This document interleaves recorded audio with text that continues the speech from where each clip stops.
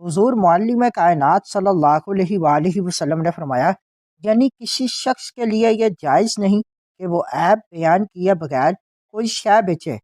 اس حدیث مبارک سے ہمیں یہ سبق ملتا ہے کہ اسلام دیانت، سچائی اور ایمانداری پر مبنی دین ہے۔ بسم اللہ الرحمن الرحیم۔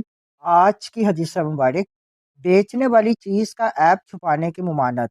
المستدرک علی الصحیحین، حدیث نمبر 2157۔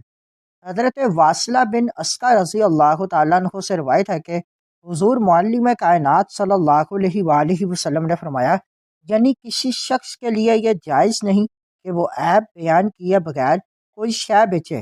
ایسے ہی کوئی اور شخص عیب جانتا ہو تو اس کے لیے عیب کو چھپانا جائز نہیں۔ اس حدیث مبارک سے ہمیں یہ سبق ملتا ہے کہ اسلام دیانت، سچائی اور ایمانداری پر مبنی دین ہے۔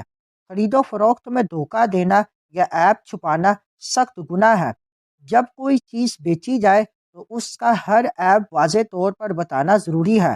اگر کوئی شخص جان بوجھ کر عیب چھپا لے تو وہ نہ صرف گناہ گار ہوتا ہے بلکہ خریدار کو خیار عیب یعنی چیز واپس کرنے کا حق حاصل ہو جاتا ہے۔